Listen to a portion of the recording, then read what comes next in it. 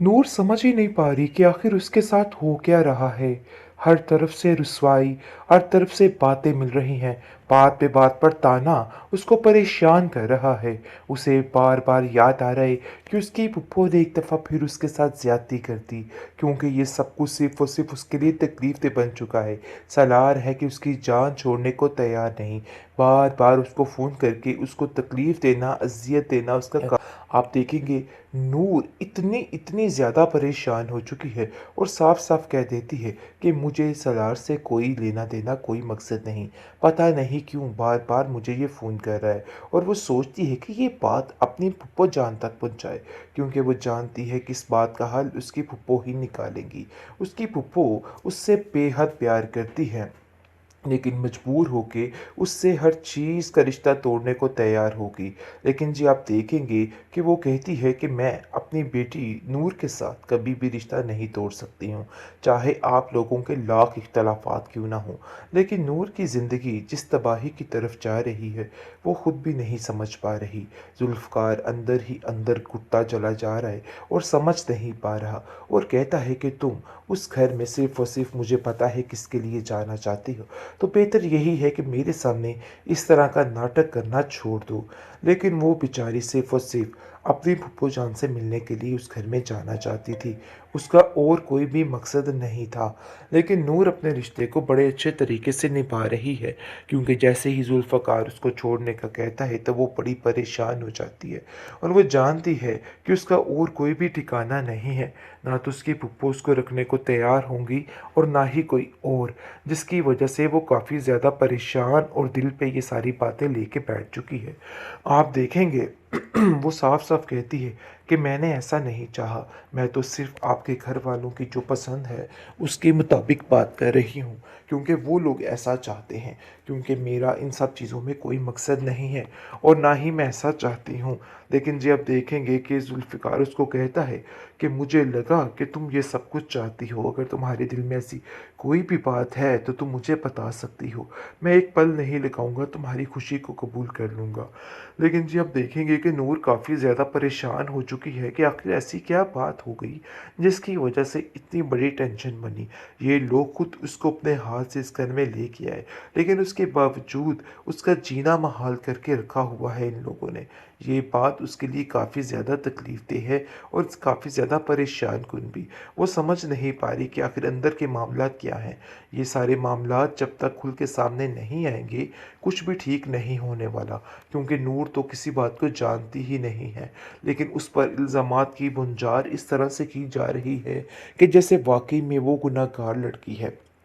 आप देखेंगे कि किस तरीके से उसको तकलीफ़ का सामना करना पड़ रहा है और उसको बार-बार अपने बाबा की याद आ रही है, और वो सोच रही है कि वो अगर इधर होते, उसको किसी सहारे की ज़रूरत ना होती, क्योंकि हर कोई उसको ठुकराता हुआ नज़र आ रहा है। और वो जानती है कि कोई भी उसके साथ नहीं है, क्योंकि उसकी माँ ने तो पहले ही उसकी ज़िंदगी महाल की हुई थी, और उसके बाद उसकी फूफो ने भी उसके साथ क्या किया।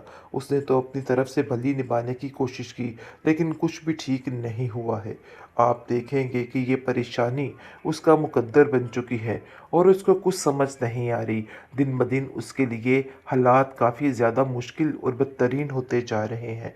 इन सब चीज़ों को किस तरीके से हैंडल करना है उसको नहीं समझ आ रही है, जिसके लिए वो हर वक्त कोशा है और हर वक्त काफ़ी ज़्यादा परेशान रहने लग जाती है। नूर समझ ही नहीं पा रही कि आखिर उसके साथ हो क्या रहा है। हर तरफ से रुसवाई, हर तरफ से बातें मिल रही हैं। बात पे बात पर ताना उसको परेशान कर रहा है। उसे बार बार याद आ रहा है कि उसकी फुप्पो ने एक दफ़ा फिर उसके साथ ज्यादती कर दी, क्योंकि ये सब कुछ सिर्फ और सिर्फ उसके लिए तकलीफ दे बन चुका है। सलार है कि उसकी जान छोड़ने को तैयार नहीं। बार बार उसको फ़ोन करके उसको तकलीफ देना, अजियत देना उसका काम बन आप देखेंगे नूर इतनी इतनी ज़्यादा परेशान हो चुकी है और साफ साफ कह देती है कि मुझे सलार से कोई लेना देना, कोई मकसद नहीं। पता नहीं क्यों बार बार मुझे ये फ़ोन कर रहा है। और वो सोचती है कि ये बात अपनी फुप्पो जान तक पहुंचाए, क्योंकि वो जानती है कि इस बात का हल उसकी फुप्पो ही निकालेंगी। उसकी फुप्पो उससे बेहद प्यार करती है, लेकिन मजबूर होके उससे हर चीज़ का रिश्ता तोड़ने को तैयार होगी। लेकिन जी आप देखेंगे कि वो कहती है कि मैं अपनी बेटी नूर के साथ कभी भी रिश्ता नहीं तोड़ सकती हूँ, चाहे आप लोगों के लाख इख्तलाफात क्यों ना हों। लेकिन नूर की ज़िंदगी जिस तबाही की तरफ जा रही है, वो खुद भी नहीं समझ पा रही।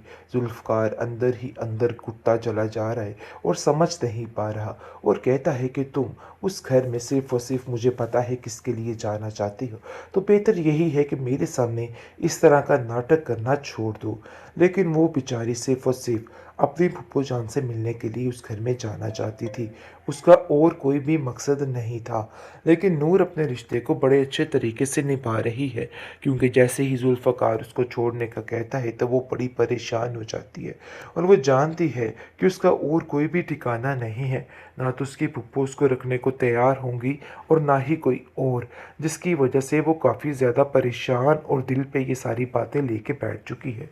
आप देखेंगे वो साफ-साफ कहती है कि मैंने ऐसा नहीं चाहा, मैं तो सिर्फ़ आपके घर वालों की जो पसंद है उसके मुताबिक बात कर रही हूँ, क्योंकि वो लोग ऐसा चाहते हैं, क्योंकि मेरा इन सब चीज़ों में कोई मकसद नहीं है और ना ही मैं ऐसा चाहती हूँ।